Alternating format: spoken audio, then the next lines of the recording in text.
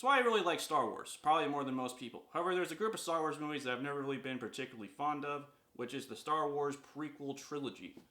So I'm going to talk about all of them right now, starting with... So, I've never really hated this movie, but I've also never really liked it. It's a weird middle ground. I find it to be fun, but also boring at the same time. I like all the fight scenes and the pod race scene and all the scenes where they're not talking, but when they start talking, I just find the movie to just slow down its pace dramatically, and I just don't care, because all the characters just talk in this, like, weird robotic way of talking where I just can't connect to it at all. This is getting out of hand. Now there are two of them. And also, it's very, very distracting that there is just not really a main character at all. I mean, it's not Obi-Wan, it's not Anakin, it's not Palpatine. Who is it? I guess it's Qui-Gon? Maybe? I mean, he's the one that you're following through most of the movie, but he's kind of awful. You don't know anything about Qui-Gon ever. You don't learn anything about him. You don't really connect to him as a character. And him and Obi-Wan never share a heart-to-heart until the end of the movie when Qui-Gon is dead. Something about this movie that's always just perplexed me is there's a scene where Anakin's standing before the council, and they're like, oh, we can't train him because he's too old. And I'm like, what's the alternative then? They're like, yeah, he's too old, we can't train him, so you have to send him back now. It's like, okay, but he has all these force powers, so... So what are you gonna do about that? What if he develops the force powers and becomes a Sith Lord? Like, you ever think about that? And then there's also a scene in this movie that's so stupid, where one of the council people is like, oh, we're wary of the child because he's scared. That makes him dangerous. It's like, why? Why does that make him dangerous? And also, yeah, he's scared because he was just taken away from his mother. He's standing before all these people he doesn't know. Of course he's gonna be scared. What are you doing? It literally doesn't make any sense. It's the worst way to write this kind of story. Also, why would you start it with Anakin being like 10 years old? It's the dumbest idea possible because there's no conflict there. He's just 10 years old. He doesn't care about anything that's happening. It would have made way more sense to just start this when he's like already like 23 or whatever. I mean, it kind of seems like Lucas just sort of wanted to make one movie just focusing on the fall of Anakin going into Darth Vader. But then he realized, oh wait, I called the other ones 4, 5, and 6, so I guess I have to make an entirely new trilogy. So that wasn't a great idea. On to Attack the Clones. It's bold in terms of jerking people around, but I may have gone too far in a few places. So, I hate this movie. I hate it a lot. I don't like it. There's pretty much nothing I like about it except the Geonosis scene.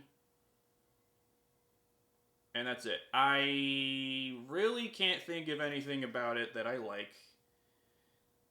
Everything about it is terrible. But what I hate the most about this movie is that Obi-Wan, Wise Jedi Master Obi-Wan, comes off as the dumbest character in the entire movie, possibly the entire saga, because what happens is there is a assassination plot on Padme, and Obi-Wan finds a Kaminoan dart, and he's like, oh, that must be from Kamino, so he goes to Kamino, right?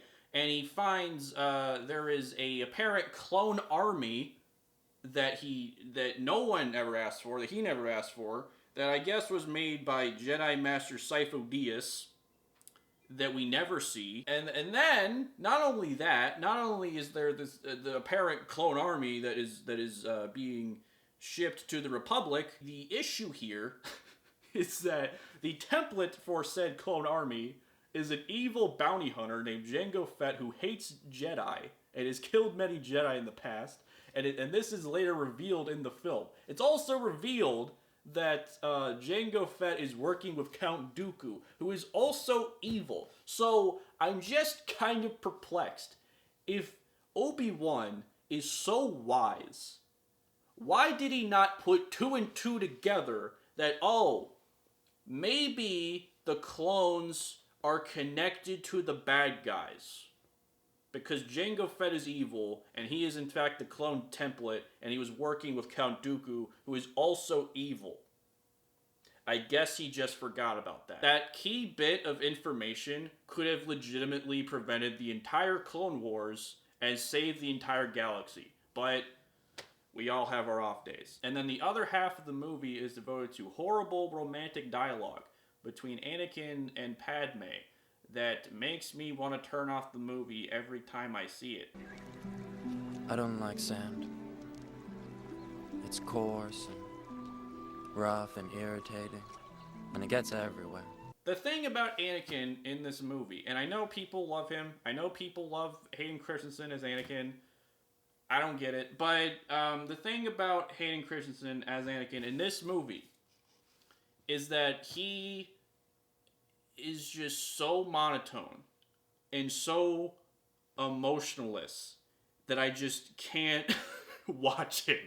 And I've heard people try to defend that by being like, oh, he's transitioning to Vader. It makes sense.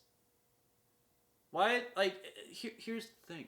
He doesn't know that he's gonna become Vader. Okay? He doesn't know that. He's just a normal guy. Yeah, he has a traumatic past. But you can still make him seem like a person. You can still make him have emotion. Like, that's what the Clone Wars did. That's what the books have done. That's what a lot of the comics have done. Why is he so weird in this movie? Why does he never show emotion? I just can't connect to this character in any way. And it's also, this movie just feels just so fake a lot of the time. And it's half of it is from, like, because the movie literally is fake a lot of the time because of just like the amount of CG everywhere, but also just the dialogue and the way the actors are working with each other. Everything just feels so fake, and just no one has any chemistry. Like, literally no one has any chemistry in these movies. So on to Revenge of the Sith. I don't really have much of value to say about this movie that hasn't already been said. I think it's good.